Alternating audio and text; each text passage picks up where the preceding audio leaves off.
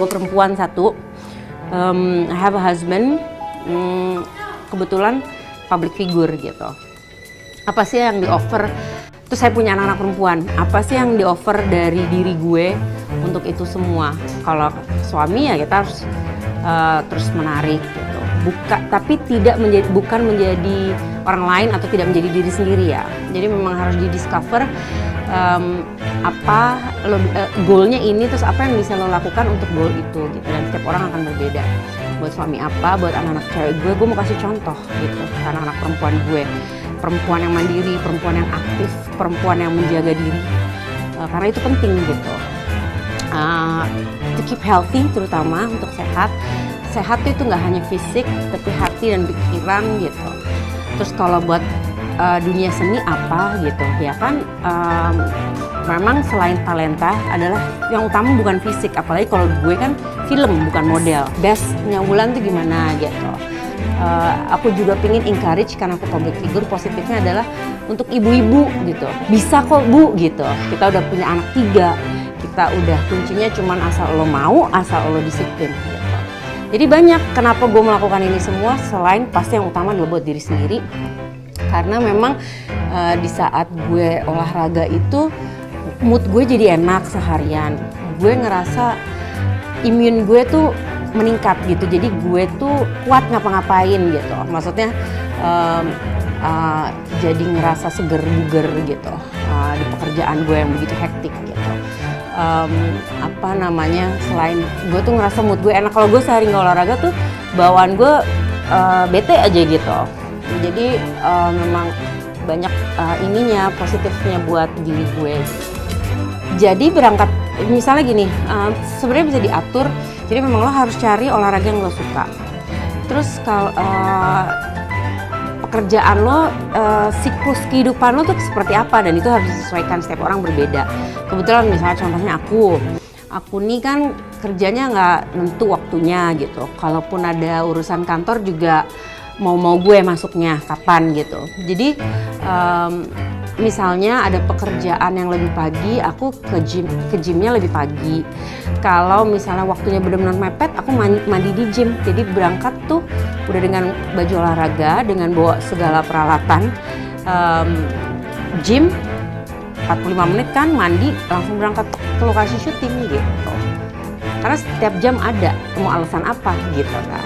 Kecuali memang benar-benar terus pulang pagi gitu, pekerjaannya, maksudnya intinya tidak tidur cukup.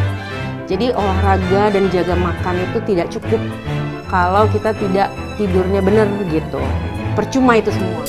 Pada saat gemuk, kalau aku pada saat bukan gemuk ya, kayak sekarang aku udah nggak bisa balik ke normal yang dulu yang ceking gitu, karena malah buat gue nggak cocok di umur gue, jadi kempot gitu kan. Fat badan kita juga udah berkurang. Kalau Shalom kan fat badannya masih bagus, jadi mau ceking tetap ada fat muka. Yang kalau kita jadi celong. Umur 38 saya jangan halu ya, jangan Anda berasa Shalom gitu kan. Jadi kita juga harus ingat-ingat itu. Jadi memang hal-hal seperti ini kita tuh nggak bisa kepingin kayak orang, ngikutin orang. Memang kita harus mencari, dan prosesnya nggak sebentar. Mencari apa yang goes with our body, yang cocok dengan badan kita. Olahraga F45 nggak cocok buat semua orang gitu. Kebetulan gue tuh udah pernah tes DNA. Gue nggak cocok olahraga yang kalem-kalem. Gue harus functional training. Gue memang harus high intensity. Jadi ini cocok buat gue. Nah ada orang yang nggak cocok high intensity, nanti gue udah olahraga kok gue nggak jadi ya gitu. Itu bukan olahraga lo gitu. Jadi memang kita harus tahu apa yang bekerja buat badan kita, dan itu memang butuh proses. Aku juga sekarang juga baru tahu kalau ternyata diet yang cocok buat gue ini di umur 38. Gue udah diet puluhan tahun kan gitu. Di umur 25 deh, 25. Maksudnya diet bukan diet mau kurus ya, diet sehat gitu. Baru tahu yang cocok di badan gue tuh di umur 38 ini kan, gila kan, lama banget perjalanan mencarinya itu gitu. Jadi itu tadi pesannya jangan ikut-ikut, emang kita tuh punya desain sendiri buat badan masing-masing, sama harus disiplin sih. Pernah jadi badannya malah nggak enak, malah lemas, karena diet itu jangan disalahartikan. Diet adalah sebuah pengorbanan kalau pengen kurus, jadi kita harus makan terus harus enggak gitu. Diet sekarang diet yang gue ngelakuin ngebuat gue lebih fresh. Gue ngerasa function badan gue lebih maksimal gitu. Karena diet dan makanan yang tepat buat badan gue gitu. Gak lemas gitu. Malah makin punya energi gitu. Jadi jangan disalahartikan diet gitu, nanti diet itu jadinya kesannya menyakitkan atau merusak gitu kan, padahal diet itu adalah untuk menjaga kesehatan kita juga gitu. Diet tidak makan dari makanan-makanan junk food, itu kan diet ya kan gitu. Terus lo dietnya apa? Plant based diet, keto diet, yang makan makanan protein, atau lo memang badan lo cocoknya plant based yang sayur-sayuran gitu. Setiap badan beda gitu. Aku nggak tahu nanti. Ini sekarang sebenarnya di umur 38 ini udah masa kalau buat gue, mungkin perempuan lainnya juga panik. Namanya masa panik. Karena muda enggak, tua juga enggak. Ya kan?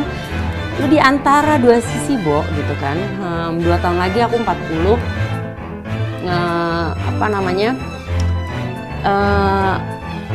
Udah mulai merasa kalau badan I feel more better than I was before, walaupun waktu aku masih remaja gitu. Dan sebelum punya anak, aku ngerasa badan aku lebih bagus sekarang karena kencang, karena olahraga. Dulu kan gak olahraga gitu, dulu kurus doang gitu. Sekarang aku ngerasa bukan hanya secara fisik tapi secara sehat juga. Aku ngerasa kok gue sekarang malah di umur 38 I feel more younger gitu, karena mungkin olahraga dan pola hidup dan pola makan. Dulu kan mungkin masih gitu ya. Ini kita nggak munafik loh. Kehidupan dulu nggak sesehat sekarang gitu, walaupun umurnya muda. Jadi memang yang utama adalah lifestyle, bukan umur. Usaha untuk punya hati, pikiran, dan kegiatan yang memudahkan kita gitu, bukan yang mau dimudah-mudahin ya. Tapi ada satu dan lain-lain, gravitasi itu tidak bisa diatur-atur ya, itu udah Tuhan yang atur. Di umur 38 aku ngerasa mungkin ada perubahan. Mungkin kalau orang lihat nggak banyak perubahan karena usaha. Di balik usaha itu sudah ada perubahan yang mulai membuat aku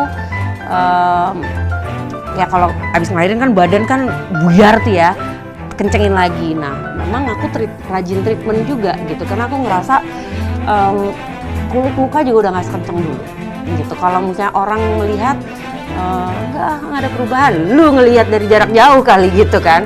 Gue yang tiap hari, ya memang kalau dilihat secara kasat mata nggak banyak perubahan ya, karena usaha gue di belakangnya. Gimana kalau nggak ada usaha, lu akan melihat perubahan gitu.